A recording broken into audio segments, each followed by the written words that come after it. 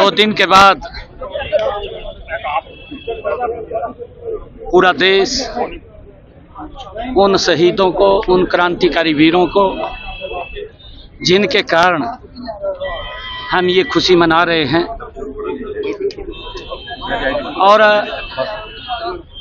स्वतंत्रता दिवस उसकी मैं बहुत बहुत शुभकामनाएं और बधाई देता हूं।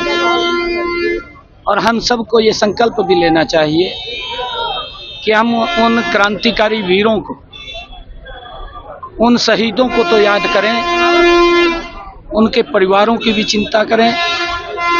देश के यशस्वी प्रधानमंत्री आदरणीय नरेंद्र मोदी जी ने आज़ादी के जब 75 वर्ष पूरे हुए थे तो उसको अमृत महोत्सव के रूप में मनाने का हमें अवसर दिया था।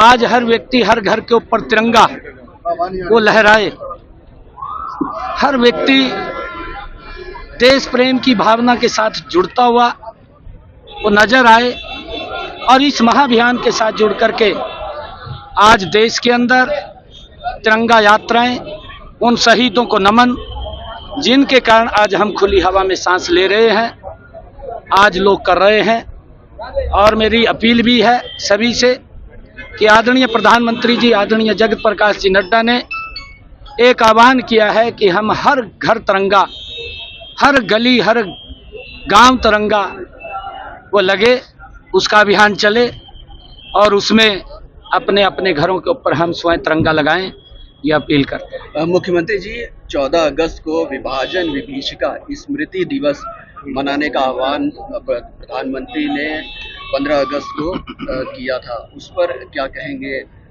जहां आज़ादी मिली देश को, लाखों लोगों ने जो है अपनी जान दे करके भी बिल्कुल आपने सही कहा है। आज़ादी के बाद पहली बार अगर इस पीड़ा को किसी ने समझा है, नरेंद्र मोदी जी ने उस पीड़ा को समझा है, और उन्होंने कहा है कि कुछ राजनीतिक इच्छाओं के कारण, जिनकी बहुत ज्यादा प्रबल राजनीति को लेकर के इच्छाएं थी, उन गलतियों के कारण ये देश का बंटवारा हुआ है। और उस बंटवारे में आजादी से ठीक 1 दिन पहले लाखों लोगों ने इस आजादी के दंश को भी झेला है। उनके परिवार बिछड़ गए, बेटियों के ऊपर अत्याचार हुए, बेटियों को, बच्चों को मार दिया गया। वो इस प्रकार का जो दंश था, इस प्रकार की वो जो लोगों ने पीड़ा झेली है, वो दुर्भाग्यपूर्ण है। और उसको लेकर के आदरणीय प्रधानमंत्री जी ने कहा कि हम उन ऐसे लाखों वीरों को, जिन्होंने आजादी के उस दंश को झेला है, उनको भी 1 दिन पहले हम याद करें। विभाजन विभीषिका दिवस के अवसर पर उनको भी हम याद करें, उनको भी नमन करें कि वो लाखों लोग, बेटियां हमारी, बच्चे हमारे, और आने वाली पीढ़ियों को उसके बारे में पता लगे कि ये आज़ादी कैसे मिली है। ये आज़ादी वैसे नहीं मिली, इस आज़ादी के पीछे बड़ी कुर्बानी है। और 14 अगस्त को विभाजन विभीषिका दिवस के रूप में मनाते हैं। 15 तारीख को हम स्वतंत्रता दिवस का हर्षोल्लास के साथ सब इस आजादी तरफ यात्रा निकल रही है, दूसरी तरफ कांग्रेस लगातार विपक्ष संसद में चलने दे रहा है, को लेकर लगातार आरोप लगा रहा है। देखिए, कांग्रेस के पास मुद्दा नहीं है। कांग्रेस फ्रस्ट्रेशन में है, बौखला चुकी है। 55 साल कांग्रेस ने शासन किया है। आज उस विकास को देख करके कांग्रेस वो अपना मानसिक संतुलन खो चुकी है। वो पुरानी प्रथाओं के ऊपर, जहां भ्रष्टाचार होता था, मोदी जी ने आकर के वो भ्रष्टाचार को बंद करके लोगों के लिए सुविधाएं देनी शुरू की है। अब गरीब व्यक्ति को 5 लाख रुपए आयुष्मान कार्ड, गरीब व्यक्ति को जो शौचालय घर घर बना करके दिए हैं, गरीब व्यक्ति को राशन पहुंचाने की व्यवस्था की है, गरीब व्यक्ति के लिए प्रधानमंत्री उज्ज्वला योजना के तहत गैस का सिलेंडर दिया है। ये कांग्रेस को रास नहीं दे रहा। गरीब व्यक्ति का क्यों इतना मजबूती से विकास हो रहा? हमने तो 55 साल में नहीं किया। और वो कांग्रेस बौखला चुकी है, मानसिक संतुलन खो चुकी है, झूठ का सहारा लेकर के वो देश के बीच में जाती है। देश के लोग कांग्रेस के उस झूठ को समझ चुके हैं, उसकी हवा निकल चुकी है।